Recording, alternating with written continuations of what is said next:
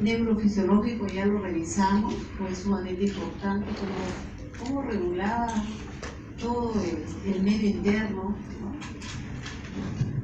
Y cumplía con una serie de funciones vitales como la alimentación y cosas importantes como las emociones, ¿no?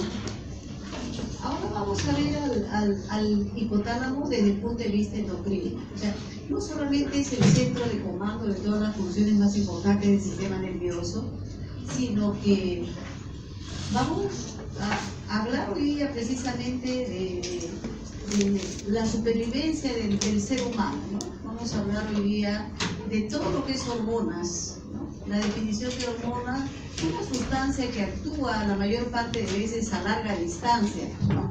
Habiendo sido producida en la parte central a nivel hipotalámico, ¿no? Entonces vamos a comenzar hablando de la neurohipófisis. Como es la primera clase, entonces vamos a ver de qué se trata todo el capítulo, ¿no?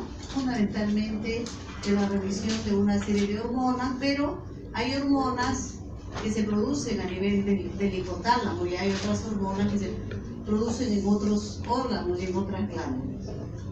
Entonces vamos a ver, en términos generales, vamos a ver cómo acá tenemos esta zona importante, ya la van a ver, ya la van a estudiar probablemente cuando hagan las hormonas, las gonadotrofinas. Este es un centro importantísimo para la elaboración de las hormonas liberadoras de las gonadotrofinas, ¿no?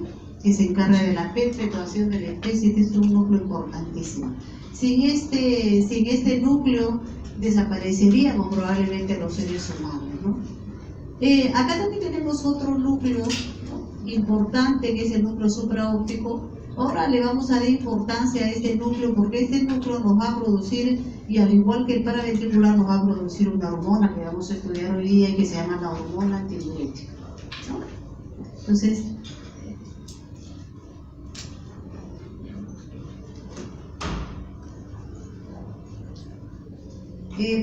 vamos a ver aquí, hay algo interesante también. Hay un sistema creado especialmente para el depósito de las hormonas a nivel de la adenohipófisis. Hoy día vamos a revisar, en este momento estamos revisando lo que es el lóbulo posterior de la hipófisis. El lóbulo posterior, como ustedes pueden apreciar, tiene un origen ectodérmico, o sea, es prácticamente el mismo sistema nervioso formado por axones. Formado fundamentalmente por una serie de axones que están descendiendo de estos núcleos hipotalámicos, de tal manera que la neurohipófisis tiene una función, como la vamos a ver, fundamentalmente ahora de reservorio, pero la neurohipófisis no produce ninguna hormona. La parte de la hipófisis que sí produce hormonas es esta parte, que es una verdadera fábrica, es enorme, eso es lo que se llama la adenohipófisis. La adenohipófisis es un verdadero laboratorio de hormonas. Entonces, ha sido creado un sistema especial, este se llama el sistema porta hipofisiario. Ha sido creado ¿para qué? Para evacuar todas las hormonas que se produzcan a nivel del hipotálamo, van a ser depositadas acá en este sistema, y de aquí van a ir a la adenohipófisis para ejercer su acción y para inducir el trabajo de estas células que van a estar en la adenohipófisis, como vamos a ver ahora seguidamente. Entonces hoy día vamos a revisar lo que es la neurohipófisis, en lo cual vamos a ver a la hormona antidiurética y a la hormona hipotalámica, y luego vamos a ver la adenohipófisis. Repito, la adenohipófisis tiene una estructura fundamentalmente glandular, ¿no? Fundamentalmente glandular. Vamos a seguir. Y acá, a mayor aumento para que vean ustedes, ¿no?, para que grafiquen claramente, ¿no?, cómo los núcleos supraópticos y paraventriculares en el soma de estas neuronas, que se llaman las neuronas magnocelulares, aquí se va a producir la hormona antidiurética y la oxitocina. Aquí fundamentalmente se va a producir la hormona antidiurética y la oxitocina, ¿ya? Y luego va a descender por viaje axonal, por transporte axonal que ustedes ya conocen, y va a ser depositada las dos hormonas a este nivel, las dos hormonas, tanto la hormona antidiurética como la oxitocina. Por eso es que les decía que tiene estructura fundamentalmente nerviosa. A diferencia de la adenohipófisis, este es un esquema muy simpático, les está indicando que esta es una célula que va a producir, va a sintetizar muchísimas hormonas en la adenohipófisis. Pero ¿gracias a qué? Gracias a la orden, gracias al comando, ¿no?, de el hipotálamo. El hipotálamo hemos revisado que tiene muchísimos núcleos que van a producir una serie de neurotransmisores que se comportan como hormonas, y estos son las hormonas liberadoras que vamos a ver seguidamente. Repito, ¿no?, las hormonas liberadoras se producen acá, y estas neuronas tienen un cilindro eje muy cortito, y entonces las hormonas liberadoras son depositadas acá en este punto, y de aquí vienen a hacer su acción a la adenohipófisis. Este es el famoso eje, ¿no?, el eje hipotálamo, hipófisis, órgano diana, órgano blanco, como le quieran llamar, ¿no? Entonces estamos comenzando para que vean, ¿no?, este centro de comando. ¿Seguimos? La hormona antidiurética, importantísima, producida, acabamos de ver, en las neuronas de los núcleos supraópticos y paraventriculares, y hemos visto cómo por un viaje axonal van a descender a la neurohipófisis. Vamos a ver entonces ahora la hormona antidiurética. ¿Cuál es la importancia de la hormona antidiurética, o también llamada vasopresina, ¿no? También llamada vasopresina. Cuando nosotros hablamos de hormonas, vamos a revisar varios aspectos. Dentro de los aspectos más importantes están los estímulos excitatorios, estímulos inhibitorios. Es decir, los estímulos excitatorios son los que incrementan la secreción de la vasopresina, ¿ya?, y los estímulos inhibitorios disminuyen la secreción de la vasopresina. Hay estímulos para cada hormona. Entonces, por ejemplo, aquí, ¿qué es lo que hace que la hormona antidiurética incremente la secreción? ¿Qué es lo que hace que los núcleos supraópticos y paraventriculares produzcan más hormona, ¿no?, antidiurética? Es la elevación de la presión osmótica. Siempre estamos hablando de la osmolaridad plasmática. Creo que en varias oportunidades hemos mencionado lo importante que es el plasma, y cómo, ¿no?, cómo es importante también el dosaje, ¿no?, el dosaje del sodio, el dosaje de cloro, son elementos que están dando la osmolaridad plasmática. Importantísimo. Como una simple sal, prácticamente de una simple sal como es la sal de cocina, como es el cloruro de sodio, depende de nuestra vida, ¿no? Paciente que tiene niveles disminuidos de cloruro de sodio, paciente que fallece. Entonces, a mayor cantidad de cloruro de sodio a nivel plasmático, obviamente esto eleva la presión.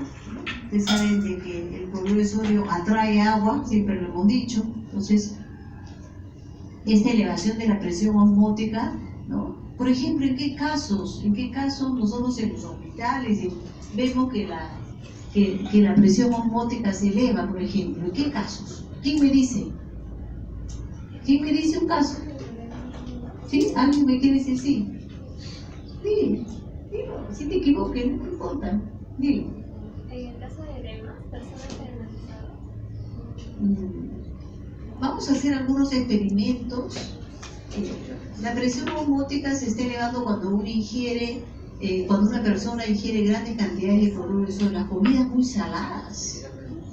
Las comidas muy saladas tienen abundante cloruro de sodio. Hay gente que come mucha sal, y entonces el cloruro de sodio atrae el líquido y tiende a elevar la presión arterial, como vamos a ver.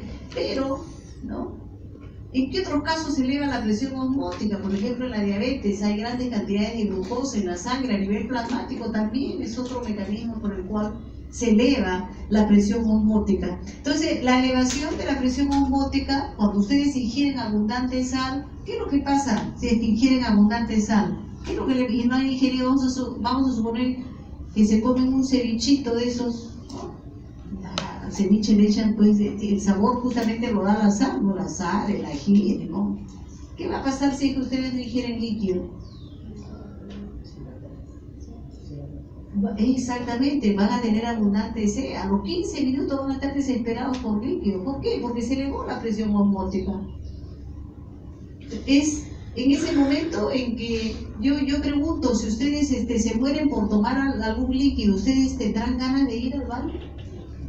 No van a tener ganas de ir al baño, ¿no es cierto? Entonces, la elevación de la presión osmótica produce de inmediato esa presión osmótica es detectada a nivel de un núcleo importante, a nivel del núcleo anterior del hipotálamo. Ahí se encuentra el centro osmótico. A nivel del núcleo anterior hipotalámico, esta elevación de la presión osmótica es captada y de inmediato a través de una sinapsis con los núcleos supraópticos y paraventriculares se incrementa la secreción de la hormona antidiurética. ¿Con qué objeto? Antidiurética. ¿Qué significa antidiurética? Antiorina, antidiuresis. Entonces, cuando la presión osmótica se eleva, la persona no va a tener ganas de miccionar. Todo lo contrario, quiere líquido. Entonces, menos va a eliminar los líquidos que tiene dentro del organismo. Entonces, un incremento de la secreción de vasopresina es ocasionada precisamente por la hiperosmolaridad plasmática, la hipertonía, la hipertonicidad plasmática. La otra de las causas que incrementa la secreción de la vasopresina, o sea, se incrementa la secreción para ahorrar agua, antidiurética, para ahorrar agua, la disminución de la volemia. Ya es importante hablar del volumen, ¿no? Ya para el médico es muy fácil hablar de volumen. ¿En qué casos hay una disminución de la volemia? ¿Quién me dice? Hemorragias. Muy bien, en una hemorragia masiva. En una hemorragia, un paciente tiene un accidente, obviamente pierde volumen, a eso se llama hipovolemia. Yo pregunto si una persona necesita volumen, porque al contrario, ¿no? ¿Querrá ir al baño? Todo lo contrario, el organismo, ¿qué va a hacer? Va a querer ahorrar agua, porque necesita líquido, ha perdido volumen, necesita volumen. Es un estímulo, la hipovolemia es un estímulo para incrementar la secreción de la hormona antidiurética, para incrementar la secreción de la vasopresina. El estrés quirúrgico, el ejercicio. ¿A qué se llama estrés quirúrgico? Una cirugía. Por eso es que el médico, y ustedes van a ser médicos, después de una intervención quirúrgica, lo primero que le dice al paciente, y ustedes tendrán algún familiar, ¿no? ¿Qué les dice? ¿Sabe qué? Enfermera, contróleme la orina. ¿Cuánto está orinando este paciente? ¿Por qué se controla la diuresis? Precisamente porque queremos ver cómo se está comportando la hormona antidiurética. El estrés quirúrgico, esto se refiere fundamentalmente al estrés quirúrgico y al ejercicio. El ejercicio es muy bueno para incrementar la secreción de todas las hormonas. El ejercicio incrementa la secreción de la hormona antidiurética. Las náuseas y los vómitos, obviamente, si uno está vomitando, está eliminando ácido clorhídrico, obviamente, ¿no? Obviamente el organismo, al eliminar agua, lo que quiere es ahorrar agua, si está eliminando líquidos por los vómitos. Entonces, los vómitos, ¿no?, son un estímulo también importante para la secreción de la hormona antidiurética.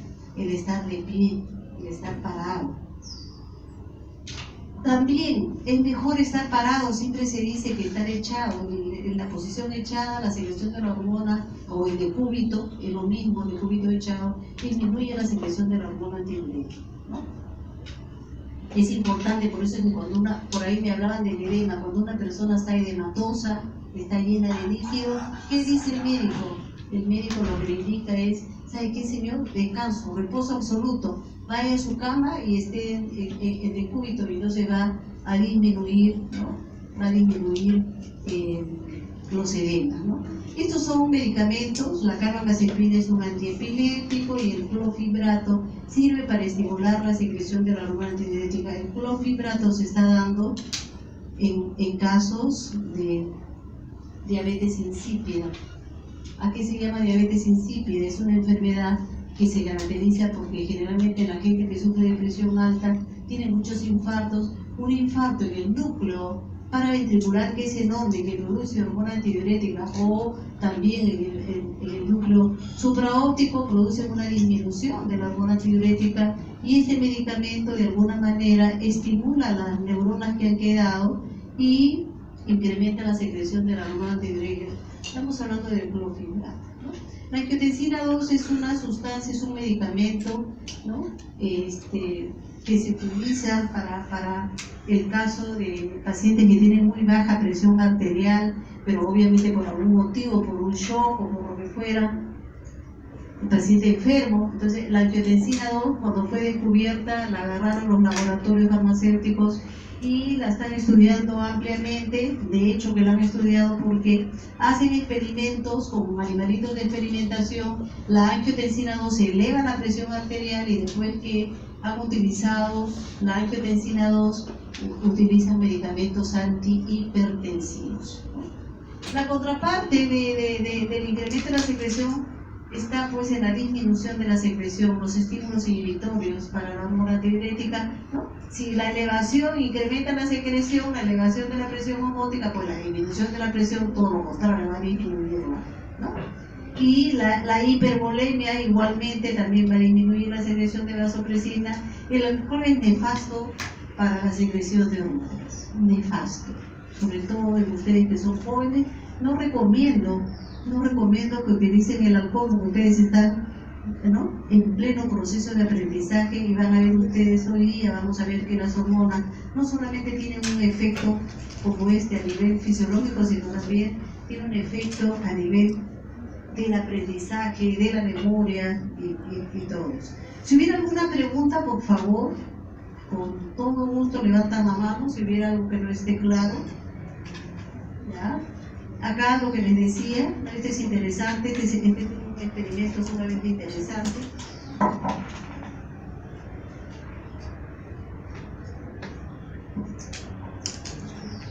El aumento de la osmolaridad plasmática, lo que les decía, el aumento de la osmolaridad plasmática, cómo actúa a nivel de los hormonoreceptores, ¿no? Y no olvidar la hipovolemia. Hay unos receptores, hace un momento alguien me preguntaba, uno de los alumnos me preguntaba, ¿y los vasoreceptores qué son? Pues precisamente los vasoreceptores son los receptores de volumen. ¿Ya? Y estos receptores de volumen se encuentran, acá están, detectan la hipovolemia, fundamentalmente se encuentran en las venas. ¿Ya? Las venas generalmente tienen estos receptores, al ser más fácilmente, tienen una histología especial, entonces ahí se encuentran los vasoreceptores, ¿no? Por eso es que en los hospitales se mide lo que se llama la presión venosa también, ¿no? La presión venosa tiene otro fin, precisamente, generalmente, ahí están los vasoreceptores, que son los receptores de volumen. Es importante, entonces la hipovolemia va a estimular a estos receptores de volumen, ¿no? ¿Para qué? ¿Para qué en este caso? Para modificar la secreción de la hormona antidiurética, ¿no? Entonces miren acá, al lado del centro osmoreceptor, que es el núcleo anterior, tenemos el centro de la C, que generalmente está en los núcleos, ¿no? Al lado del dorso lateral. También ahí se encuentra el centro de la C. Hemos dicho que frente a una situación de hiperosmolaridad, de inmediato, ¿no?, hay un mecanismo reflejo que es la C. Uno está desesperado y lo que quiere es ingresar más líquido, ¿no?, dentro del organismo. Son mecanismos reflejos que utiliza el hipotálamo para mantener el medio interno, ¿no? Y acá la arquitectura de la hormona antidiurética, que es muy parecida a la oxitocina, muy parecida porque son producidas por las mismas neuronas. Habíamos hablado de las neuronas macrocelulares, que son las que producen ambas hormonas, ¿no? Las hormonas están constituidas por 9 aminoácidos, son muy parecidas, las dos hormonas son monopéptidos. ¿Sí? ¿Perdón? Estaba comparando, ¿no? Sí, claro que sí, ambas parece mentira, son tan pequeñitas, pero son tan importantes, solamente tienen 9 aminoácidos. Así es, ¿no? Tienen 2 enlaces bisulfuro, y si uno mira exactamente como están haciendo sus compañeros, uno ve que la diferencia está, por ejemplo, en el tercer aminoácido, acá, por ejemplo, ¿no? Entonces, hay una pequeña diferencia, ¿no? ¿Por qué la pequeña diferencia? Pues porque son producidos por las mismas neuronas, ¿no? Pero ya esa pequeña diferencia hace que sean diferentes sustancias. Uno es la hormona antidiurética y otro es la hormona oxitocina, pero producidas por los núcleos supraópticos, ambas, y producidas por los núcleos, ¿no?, paraventriculares. La vida es tan pequeñita, la vida de la hormona antidiurética, de tan corta duración, solo 18 minutos. Y yo digo de tan corta duración porque hay hormonas que duran semanas y otras que duran meses. Pero la hormona antidiurética está en continua regulación. Es decir, por ejemplo, si ustedes cuando tienen sed toman líquido, ¿no?, abundante líquido, ya están ustedes modificando la osmolaridad plasmática, ¿no? Entonces, y si a lo mejor ingirieron una gran cantidad de sal, entonces resulta que ya elevaron la osmolaridad plasmática, están modificando. Cuando ingieren grandes cantidades de líquido va a haber un experimento, en el capítulo de renal, en el que van a ingerir grandes cantidades de líquido. Entonces, ¿qué pasa? Al poco rato están yendo a miccionar, ¿no? A los 20 minutos que han ingerido líquido, porque en eso consiste el experimento, están corriendo al baño, ¿no? ¿Por qué? Claro, porque modificaron la osmolaridad plasmática, y entonces al haber una gran cantidad de líquido hay una hipervolemia, entonces salen corriendo a eliminar el volumen que no les va a ser necesario, ¿no? Entonces, por eso es que la vida media es bastante corta, ¿no? Toda hormona se va a metabolizar en el hígado y los riñones, eso sí, toda hormona. Y la más famosa de las funciones es que la hormona tiroides actúa a nivel de los tubos colectores, ahorrando agua. ¿Qué significa ahorrar agua? Que los tubos colectores comienzan a reabsorber agua, ¿no es cierto? Para ahorrar. Justamente ese es el mecanismo de ahorrar agua, ¿no? A nivel de los tubos colectores. Ya hemos hablado de la osmolaridad plasmática, hemos hablado de que la hormona antidiurética a grandes dosis, en grandes cantidades, aumenta la presión arterial también, ¿ya? Pero en grandes dosis, ¿no? Las hormonas se producen frente a un determinado estímulo, frente a un estímulo de aumento de la osmolaridad plasmática. Los núcleos supraópticos y paraventriculares comienzan a descargar, eso se ve en experimentos. ¿Con qué objeto? Comienzan a eliminar pequeñísimas cantidades de la hormona antidiurética. Son tan pequeños porque frente a un estímulo la neurona descarga, pues, ¿no? Libera el neurotransmisor, libera la hormona. A nivel de los médicos que se dedican a esto, los médicos endocrinólogos hablan de pulsos. Es la primera vez que ustedes escuchan pulsos. Pulsos es una pequeña cantidad, ya que ya se sabe que ¿por qué pequeña cantidad? Porque frente a un estímulo, una neurona es la que está descargando una determinada cantidad de neurotransmisor o hormona. Se llaman pulsos de hormona antidiurética, pulsos de oxitocina. Entonces aquí viene el nombre.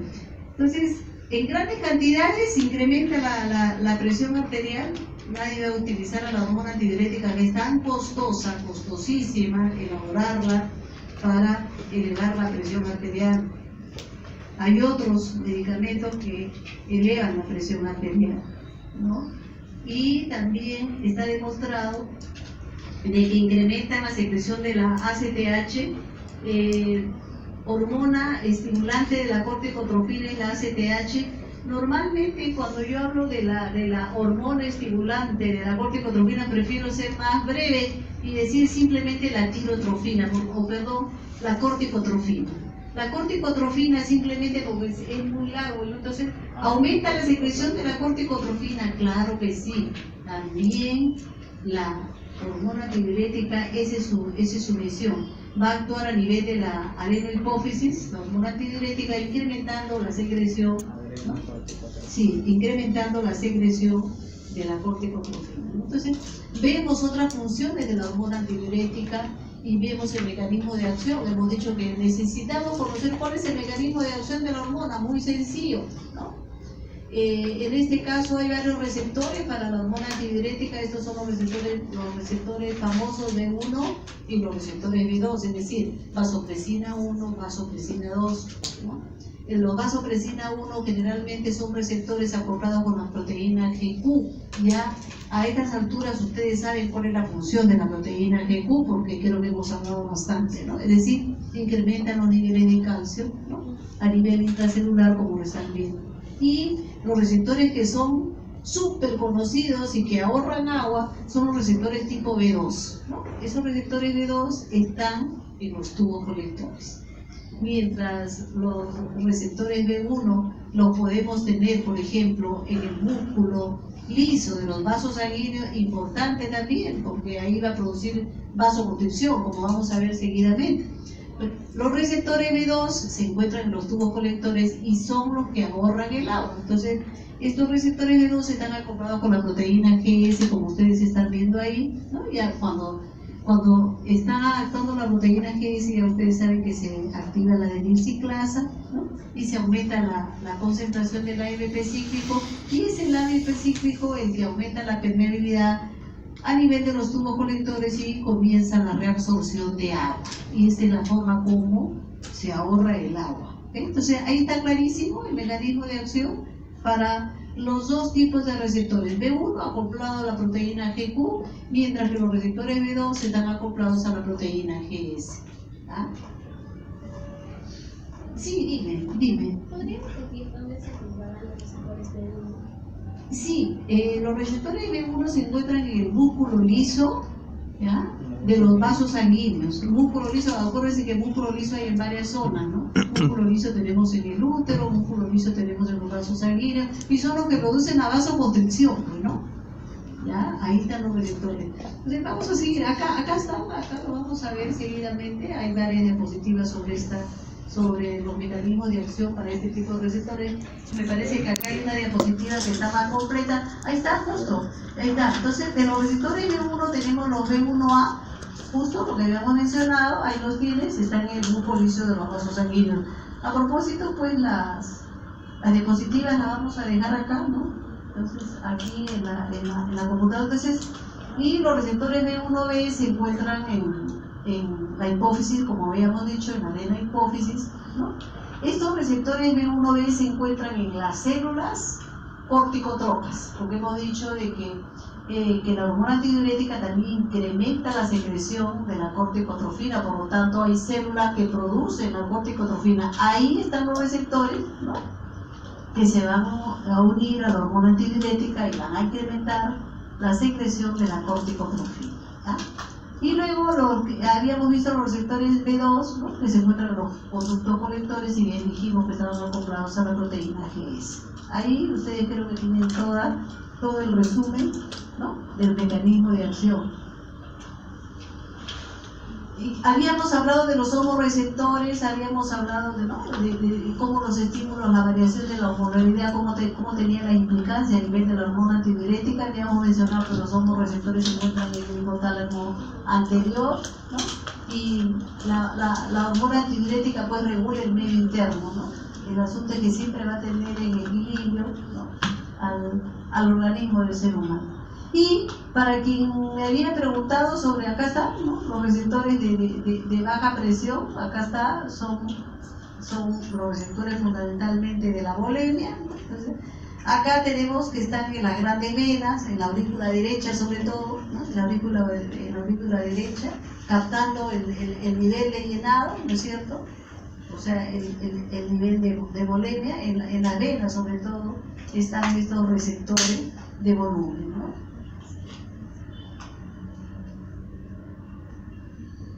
Y de baja presión también, ¿no?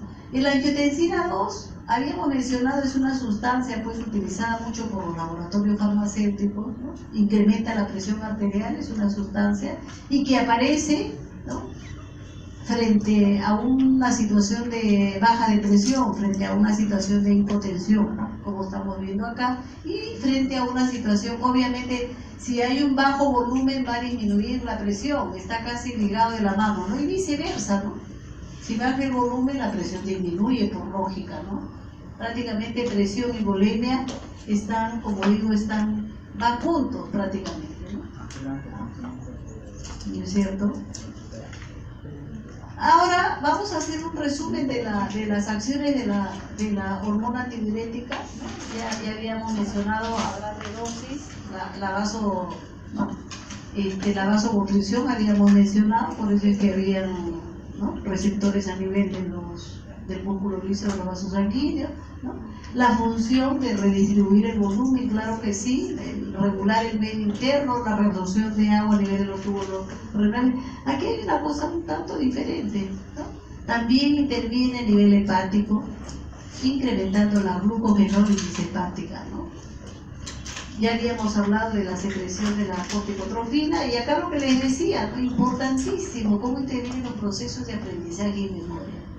Por eso siempre digo, el alcohol disminuye la secreción de la hormona antidiurética, ojo, y otras hormonas. El alcohol es sumamente inhibitorio, la mayor parte de producción hormonal, de tal manera que no les recomiendo a la gente joven que está en proceso de aprendizaje y memoria consumir alcohol. Va a interferir con este proceso, ¿no? Va a interferir. La acción antipirética, obviamente la hormona antidiurética también tiene baja la fiebre, pero a nadie se le va a ocurrir, las hormonas son carísimas, ¿no? Cada pulso hormonal, pues, cantidades, ¿no?, importantísimas de dinero. Entonces nadie va a utilizar a la hormona antidiurética para bajar la fiebre cuando hay medicamentos que valen 20 centavos o, no sé, o 30 centavos que pueden bajar eficazmente la fiebre, pero sin embargo es necesario mencionar esta función. Y acá hay otra cosa importante, ¿no? Estimula los patrones, ¿no?, de conducta sexual y también la conducta maternal, ¿no? Y no solamente conducta maternal, porque hormona antidiurética tenemos hombres y mujeres, también la conducta paternal, ¿no? Hay una en los seres humanos más elevados, es increíble, ¿no? Y algunos animalitos de la escala inferior, sin ser muy elevados, hay algunos machos que cuidan a sus crías, ¿no?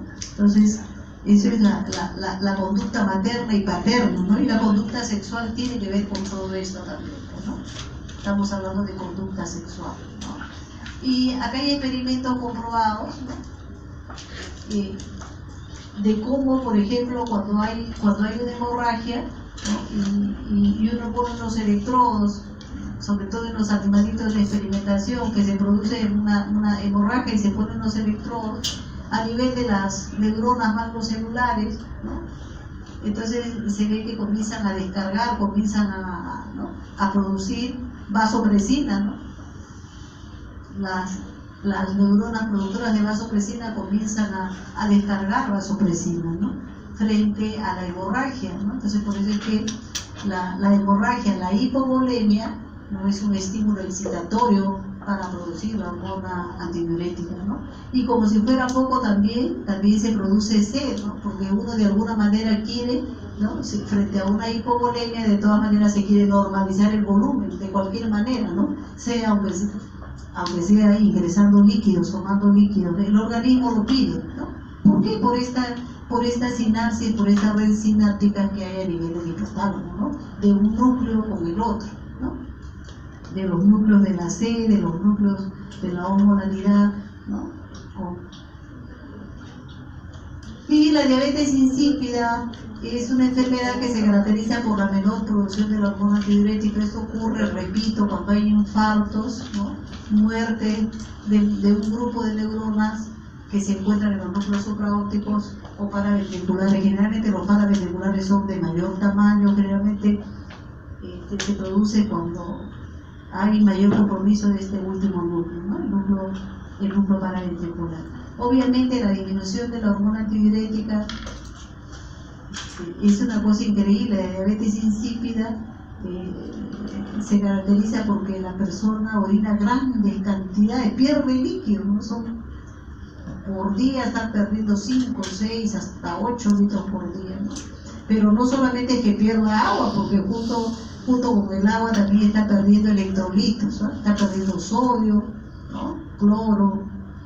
Entonces es importante que si el